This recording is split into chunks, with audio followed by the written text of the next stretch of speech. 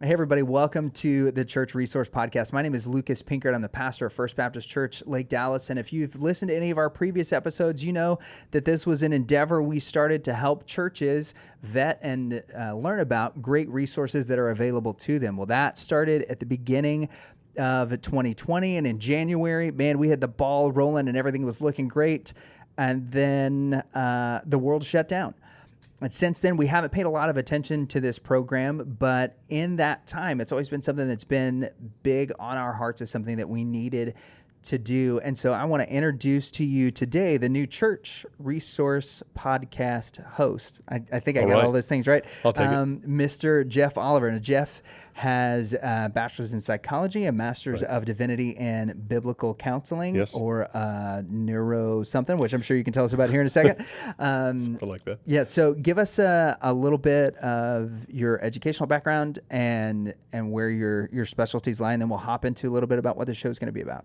All right. I went to college not knowing anything about what I wanted to do, and I think like most people, so I just pursued what I was kind of told to do, and that was not right for me, and decided that after a kind of a crisis of faith and figuring out what I wanted to do, I felt very much called to do ministry. At some level, I didn't know what that meant at that point, but I did change a major to psychology, which was helpful in some degree to be able to figure out, how to read people and that kind of thing.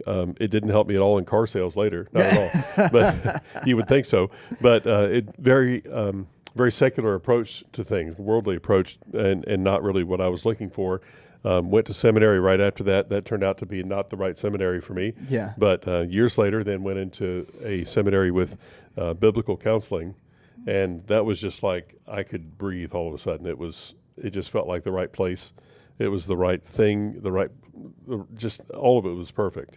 So what was the word that you taught me earlier? Because I want to say neuropathy, but that's totally wrong. That's when your nerves don't work and you get drop foot. That's right. That's a different program. Yeah, totally different. So that's nouthetic counseling. Was back in the 30s or 40s, I should know that.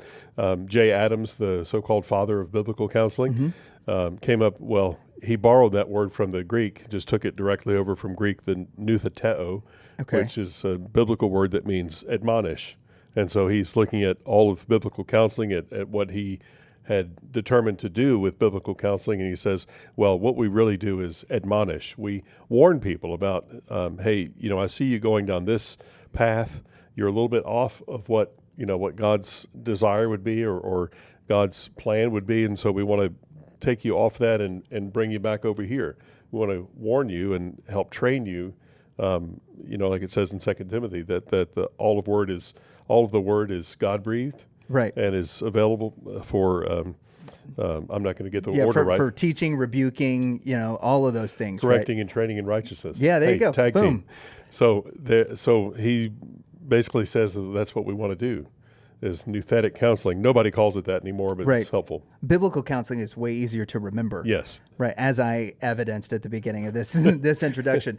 So what we aim to do with the Church Resource is to take resources that are available to churches, whether it is through church camps, whether it's books and things that are available, or things that we go to a conference and experience that are wonderful resources for churches that people may not know about. The statistics show right now that the majority of pastors fall into the category that you and I did when we first started in ministry, that we are pastoring churches of less than 100 people, that because of that, we're bivocational, and the amount of time that we actually get to devote to our own study, right, and things that have to do with, I guess really anything outside of the Sunday morning sermon or the lessons that we're doing on Wednesday night or all of those things. It's especially if you've got a Sunday night sermon as well. It's really, really, really limited of the research that we're able to do or the development that we're able to do or finding the right resources or Bible study materials or those kind of things to present to our congregation.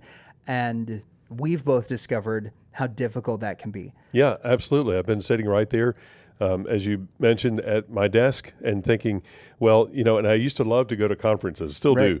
It's just all that download of information. I'm just a sponge, right? And so you come back with an armload of books and you're thinking, I'm going to implement all these things in my church right now. Then you get back to the desk and things pile up, and there's a sermon to write, and there's a meeting to have, and many meetings to have. Yeah, absolutely. and so you've got this stack of books. And what do I do with this? Well, the easiest thing to do, and kind of the default, is to revert to the things that you already know. And so Right. books that might be super old or irrelevant at this point, ones that you've already taught on or worked through or determined that they're not any good, but hey, it's all I know. I don't have time to read these books. Yeah. So and then there's always some very well-meaning person to say, "Hey, Pastor, have you seen this book?" And Right. And I love to have a good book. You've seen my library. Yeah, absolutely. I'd love to have a good book, but I don't know whether it's good or not until I've gotten into it. I know I got caught by somebody one time, and they said, "Hey, well, if you're dealing with this, whatever the issue was, you need to read this book." Oh, and I said, "I have that book," and then they said, "Have you read the book?" Well, no. As it turns out, we need to read Different the book story, to get yeah. all the meat out of it. So Absolutely. any meat out of it. And what we're aiming to do here is to help you know whether or not a book or a certain resource, websites and things like that are actually applicable for where you are. I loved reading books that had to do with ministry, but was really discouraged when I realized that the book that I was reading 100 pages into it says that, this really is applicable for your church when it's like 500 members plus. Oh, right. sure. When a person tells a story about, their one in particular that I recall, said, we got our ushers together for a meeting, and there was 100 of them. Like, we don't even have 100 people that show up on right. Sunday morning. Imagine having 100 ushers. Sure. So there's so many of these things that for the average church pastor are not applicable in practicality. We can't take it and just immediately take it and use it in our church because whether we don't have the finances, we don't have the numbers, or we don't have the leaders, that we're able to train up and to use these things for. But likewise, one of the things that we don't have very much of is time. That's right. If when I first started pastoring, I was waking up, I was working at a coffee shop at 4:30 in the morning.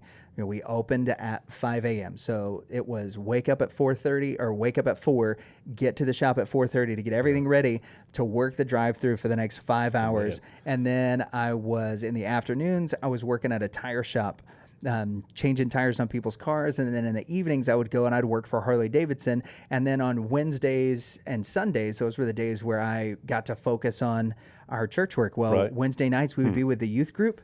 And we were done with that 9:30 or 10, and it would take me a couple hours to wind down. So I'm not getting into the bed until 11 to start that whole thing up, the next day. And then when Sunday hit, Sunday afternoons after church, that was the time that I had to study and prep for everything to do the next week. And so there was this kind of never-ending cycle, not just of work, but also fatigue and those kind of things. And how do you, in those times, how do you not get discouraged whenever you read a book and you're like, man, this is great, and then you realize this is completely not applicable for where I'm at? And so what we're it's trying just to do, wasted time.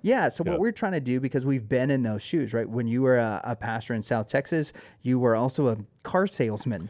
I was, and I also taught at a junior college. Right. I was a tutor for a lady who was just tired of the school system and wanted me to tutor her son. So I did that for a little bit of money every week.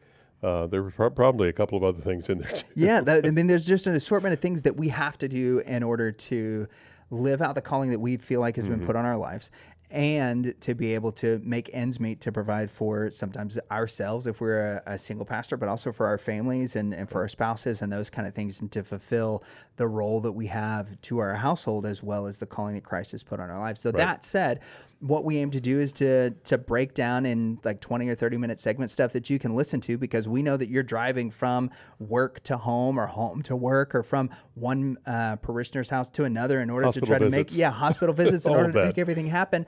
So we want to make sure that you know about the stuff that is out there, the resources that are out there, that you have good information on them, and if you can find out whether or not they are something that you can apply at your church or to your ministry, or that some of your leaders may need to know about. So in that spirit, we'll be talking to some of the people that run church camps that talk about when it is that you need to start planning for church camp, right?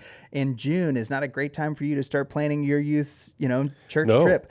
So many of us aren't like you. We don't have a background in biblical counseling. Instead, we just realize that, the first time somebody comes into our office and says, hey, I need to talk, that we're completely under-equipped for that. Well, what are the 3 books or the 5 books that we need in our library that can give us a good frame of reference for it? Right. Or that maybe we can listen to an audiobook that are good and trusted resources that we can go to. What are some of the things that we're learning at conferences, where I know Chuck Lawless in particular has this great bell curve for not just the growth of a church when it comes to attendance, but also to the spiritual growth of a church. How do we continue to make sure that our people are growing spiritually, that they're continuing to be fed? Well, this is a resource that he doesn't give out in his college classes. He only gives out at the conferences that he goes and speaks at. Well, he's going to come on, talk to us about that, and then as well as make that resource available. We want to make sure that you have all the best resources in your hands so that you can really maximize your ministry, so that God has the opportunity to do his greatest work through you,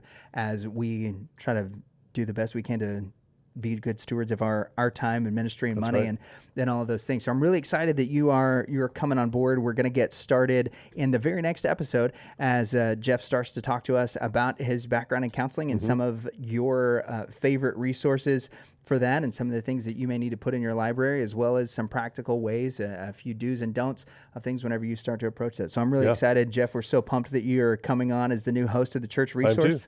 Thank you guys for listening. Thanks for sticking with us. If you've listened to the same 2 episodes for the last almost 2 years, if you've been checking those things out, weekly episodes are going to start in June.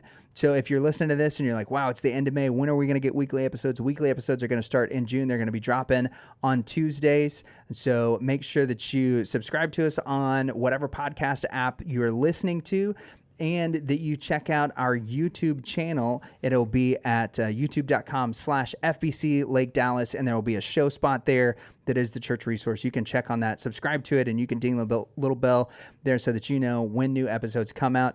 Jeff, thanks so much for being a part of this, and we are so excited to see what God does through this ministry. I am too. Thank you.